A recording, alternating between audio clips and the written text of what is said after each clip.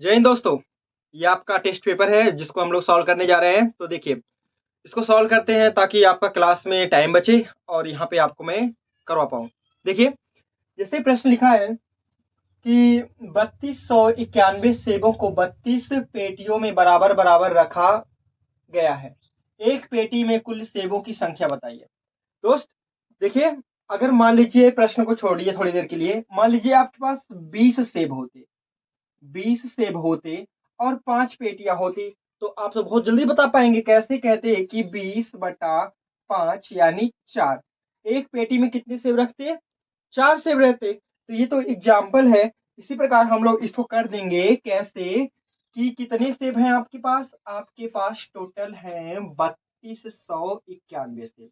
3291 सेब है, इसमें भाग लगा दीजिए। किससे? इससे भाग लगा दीजिए 32 से। इसको जब आप काटेंगे तो आपका लगभग कटेगा 99.75, यानी एक पेटी में सेबों की संख्या आएगी लगभग 100 के पास आएगी। तो ऑप्शन में देखिए, कहीं आपके ऑप्शन में 100 नहीं है, तो आपका एक विकल्प दिख रहा होगा कि इनमें से कोई नहीं। तो यह आपका क्या हो जाएगा? यह आपका आंसर हो जाएगा। दोस्तों, इस प्रश्न में लिखा हुआ है, आप देख पा रहे हैं कि 20 का 20% कितना होगा। दोस्त, ये तो बहुत ही आसान प्रश्न हो गया आपके लिए। ये प्रीवियस ईयर का है। तो देखिए, 20 का 20% ऐसे लिख सकते हैं आप, या 20 का 20/100। हटाने के लिए 100 से क्या लगाते हैं? भाग लगाते हैं। देखिए, 2 जीरो से 2 जीरो आप कट गए तो 2 दूनी के 4। तो यही क्या हो जाएंगे आपके? यही हो जाएंगे आपके इस प्रश्न के आंसर। चलते हैं अगले प्रश्न को देखते हैं। देखिए दोस्तों, इस प्रश्न में आपसे गुणनखंड करने के लिए कह रहा है किसका? कह रहा है कि 4a माइनस 9b का गुणनखंड करिए। तो आप इसको देख पा रहे हैं अगर ध्यान से, तो इसको लिख सकते हैं 2a का होल स्क्वायर, यहाँ पे हो जाएगा, और यहाँ पे 3b का होल स्क्वायर, 3b का होल स्क्वायर। ये क्या हो गया? आपका एक फॉर्मूला बन गया, ए स्क्वायर माइनस बी स्क्वायर बराबर क्या होता है? एक कोष्टक में a प्लस बी और एक कोष्टक में a माइनस बी। तो एक जगह पर ये रख दीजिए और बी की जगह पर इसको रख दीजिए। तो कर दीजिए, क्या हो जाएगा? यानी 2a प्लस 3b एक ब्रैकेट में और दूसरे ब्रैकेट में 2a माइनस 3b। यही आपका क्या हो जाएगा? यही आपका आंसर हो जाएगा। ओके दोस्तों, तो हम लोग बढ़ते हैं अगले प्रश्न की ओर।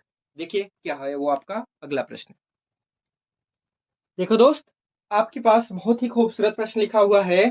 प्रश्न ये लिखा है कि एक आयत की लंबाई उसकी चौड़ाई के 3 गुने से 6 मीटर कम है। यदि इसका परिमाप 148 मीटर है तो इसकी लंबाई व चौड़ाई ज्ञात कीजिए। सबसे पहले आप देखिए एक आयत, यह आपके सामने एक आयत है, ठीक है। और यहां से कहा है कि आयत की लंबाई, लंबाई एल हो गई आपकी अगर, और चौड़ाई को आप मान लेते हो क्या? बी। तो इसमें क्या लिखा है कि आयत की लंबाई चौड़ाई के 3 गुने, चौड़ाई क्या है? बी के 3 गुने से 6 मीटर कम, ठीक है। आयत की लंबाई चौड़ाई के 3 गुने से 6 मीटर कम है। तो अब ये देखिए, ये हो गई इसकी लंबाई और चौड़ाई, ठीक है। ये लंबाई आपकी ये हो गई, तो लंबाई बराबर आप क्या लिख दोगे? 3b-6। इतनी बात समझ में आई, क्योंकि लंबाई चौड़ाई के 3 गुने से 6 मीटर कम है। अब देखो, उसका परिमाप पूछा है, तो आयत का परिमाप क्या होता है? आयत का परिमाप आयत का परिमाप होता है 2 लंबाई धन चौड़ाई। तो देखो, लंबाई बराबर आपने क्या लिखा है? लंबाई बराबर आपने लिख रखा है 3b-6, और b बराबर कितना हो जाएगा? b हो जाएगा। और यही बराबर उसका परिमाप प्रश्न में आपको दे दिया है कितना? 148। ओके, यहां से देखो, यहां से आप काट दीजिए इसको तो कितना हो जाएगा? ये आपका हो जाएगा 74। और यहां से देखो 3b और यहाँ बी 4b माइनस 6, 6 इधर लाएंगे आप तो 6 इधर लाएंगे तो क्या हो जाएगा, माइनस है तो प्लस हो जाएगा, तो 74 और 6 80 बराबर कितना, 4b। यहाँ से देखिए काटिए 4 से तो कट जाएगा, कितना हो जाएगा, 20 चौकी 80, यानी b बराबर हो जाएगा आपका b। यानी b बराबर आपका कितना आ गया है, b बराबर आ गया है आपका 20। अगर उसकी लंबा चौड़ाई 20 है तो लंबाई क्या हो जाएगी, लंबाई आपकी हो जाएगी 3 गुणे 20 माइनस 6, 20 तिया 60, 60 में से आपका 6 घटा देंगे तो कितना हो जाएगा, 54। यानी उसकी लंबाई हो जाएगी 54 और चौड़ाई कितनी हो जाएगी, चौड़ाई हो जाएगी 20। यही आपका इस प्रश्न का आंसर हो जाएगा। ओके दोस्तों, अगर आपको वीडियो नहीं समझ में आता है तो एक बार पीछे करके फिर से देख लेंगे। ओके, देखिए अगला प्रश्न आपको कहा है कि एक समकोण त्रिभुज का आधार 5 सेमी है तो इसका लंब ज्ञात कीजिए। दोस्तों मात्र इतना ही प्रश्न लिखा हुआ है और आपको बता दिया है कि जो त्रिभुज है वह कैसा है, समकोण त्रिभुज। आप जानते हैं कि समकोण त्रिभुज में एक भुजा 90 अंश, एक कोण 90 अंश का होता है और ये इसका लंब होता है और ये क्या होता है, आधार होता है। और आप जानते हैं कि इसमें ट्रिपलेट बनते हैं आपके, जैसे कि आपका होता है 3 4 5 या 12 5 13। कैसे, ये देखो 3 त्रिक का 9, 4 चौक के 16, 5 पच्चे 25। अगर ये लंब होगा और ये आधार होगा तो 16 9 25, यानी किन्हीं दो भुजाओं का योग तीसरी भुजा के बराबर होता है। इसमें देखिए वर्ग के बराबर होता है। यहाँ से जैसे देखिए 12 बरहिया में 144, 144 और यहाँ से 5 पचे 25, तो यहाँ से कितना हो जाएगा आपका 169। तो किन्हीं दो भुजाओं के वर्गों का योग तीसरी भुजा के वर्ग के बराबर होता है। यही क्या होता है, आपका समकोण का नियम होता है।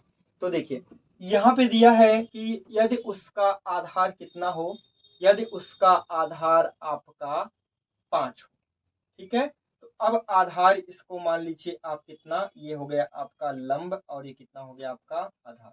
अगर इसका आधार आपको 5 दिया है तो ये इसका क्या हो सकता है, लंब पूछ रहा है, तो इसका लंब बन सकता है आपका, देखिए अगर ये आपका हो जाएगा या तो देखो सबसे बड़ी भुजा कर्ण होती है, सबसे बड़ी भुजा क्या होती है, कर्ण। तो अगर यहाँ पे आपने 5 रख दिया है तो यहाँ 12 होगा और यहाँ पे क्या होगा आपका 13। ये क्यों नहीं होगा, क्योंकि अगर आप यहाँ पे 5 रख देते हैं तो सबसे बड़ी भुजा कर्ण होती है तो ये फॉलो नहीं करेगा। यानी इसमें आपका क्या हो जाएगी, लंब हो जाएगा 12 और कर्ण कितना हो जाएगा आपका 13। चलते हैं दोस्त अगले प्रश्न को देखते हैं। देखिए दोस्तों अगला प्रश्न आपको लिखा था कि a बराबर टेन इनवर्स x तो साइन 2a का मान ज्ञात कीजिए। इसमें आपको त्रिकोणमिति के थोड़े से बेसिक रूल पता होने चाहिए, ये आपका प्रश्न लग जाएगा। जैसे यहाँ देखिए लिखा हुआ है कि a बराबर टेन इनवर्स x, इस टेन को इधर भेजिए तो क्या हो जाएगा, टेन ए बराबर x, टेन ए बराबर क्या हो जाएगा x। अब यहां से देखिए लिखा हुआ है, पूछा किसका मान था आपसे, पूछा आपका मान था कि साइन 2a का मान क्या होगा। तो साइन 2a का फॉर्मूला लिखेंगे टेन के रूप में। तो साइन 2a बराबर क्या होता है, साइन 2a बराबर होता है आपका 2 10a अपान 1 प्लस 1 प्लस 10 स्क्वायर ए। तो यहां से देखिए 10a बराबर कितना है, x है, तो 10a जहां पर दिख रहा है आपको x रख दीजिए, क्या हो जाएगा 2x अपान 1 प्लस x है यहाँ पे तो ये क्या कर देंगे x का स्क्वायर, यानी आपका क्या हो जाएगा 2x अपान 1 प्लस x स्क्वायर। यही आपका साइन 2a का मान हो जाएगा। ठीक है दोस्तों, तो फार्मूले को आप याद रखेंगे। चलते हैं अगले प्रश्न की ओर। देखिए दोस्तों आपके पास द्विघात समीकरण का एक बहुत ही अच्छा प्रश्न लिखा हुआ है कि समीकरण 5x² प्लस 13x प्लस के इक्वल टू 0 के मूल एक दूसरे के विलोम हैं, तो के का मान ज्ञात कीजिए।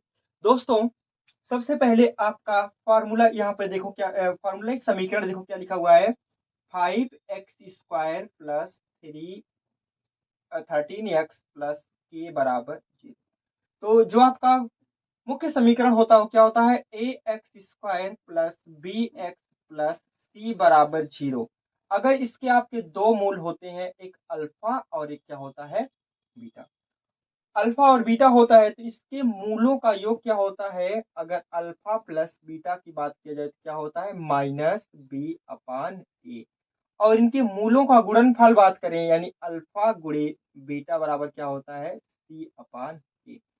ये आपका योग होता है और इनका क्या होता है, गुणनफल। लेकिन प्रश्न में क्या कहा है कि इनके मूल एक दूसरे के क्या हो, विलोम हो, यानी एक आपका अल्फा हो तो दूसरा क्या हो, अल्फा 1/अल्फा हो, 1/अल्फा। ठीक है, तो इनका मूलों का गुणनफल ये हो जाएगा। और यहां से अगर इसकी तुलना कर लेते हैं तो देखिए यहां से इसका मान क्या हो जाएगा, k/5। ये अपान क्या हो जाएगा, 5 होगा। तो इसको अल्फा से अल्फा काट देंगे, एक बराबर क्या हो जाएगा, k/5 हो जाएगा। के का इधर गुणा कर दीजिए, के 5 का इधर गुणा कर दीजिए तो क्या हो जाएगा, आपका हो जाएगा k बराबर 5। यही आपका क्या हो जाएगा, आंसर हो जाएगा। उम्मीद करते हैं दोस्त आप समझ पाए होंगे। नहीं समझे होंगे तो एक बार फिर से इसको बैक करके देखेंगे तो आपको समझ में आ जाएगा। चलते हैं अगले प्रश्न की ओर। देखो दोस्तों, मोहन एक रेडियो 500 रुपए में खरीदा और 200 रुपए में बेचा, तो हानि प्रतिशत ज्ञात कीजिए। दोस्तों मोहन देखिए कैसा व्यापारी है कि 500 का सामान कितने में बेच रहा है, आपका 200 में। ऐसे दुकानदारों की दुकान बहुत तेज चलेगी, लेकिन जब तक चलेगी तब तक, उसके बाद नहीं चलेगी, क्योंकि रह ही नहीं जाएगा सामान। देखो ये कितना हो गया, 500 का खरीदा, 500 रुपए का खरीदा और 200 रुपए में बेच दिया, ये सीपी हो गई। और कितने में बेच दिया, वह बेच दिया है आपका 200 में। तो इस प्रकार उसको पूरे सौदे में कितने रुपए की हानि हुई, उसको हानि हो गई है 300 रुपए की। कितने सौ रुपए के रुपए पर, 500 पर। गुणे कितना कर देंगे, 100% के लिए 2 जीरो से 2 जीरो काट दीजिए, 5 का नम 5, 5 छक्के 30, यानी 60% की क्या हो गई, मोहन को 60% रुपए की हानि हुई है। देखते हैं अगला प्रश्न। देखिए दोस्तों, 8 आदमी एक टेनिस कोर्ट 52 दिनों में बना सकते हैं, तो 13 आदमी कितने दिनों में बनाएंगे। दोस्तों यहाँ पे कहा है कि 8 आदमी एक टेनिस क्या कहते हैं, टेनिस कोर्ट को 52 दिन बनाते हैं। आप इसको बना दीजिए M1D1H1 से और M2D2H2 से। देखिए क्या कहा है कि 8 आदमी कितने दिनों में, 52 दिनों में। ठीक है, कर सकते हैं। तो 13 आदमी कितने दिनों में करेंगे, बस इतना ही आपको करना है।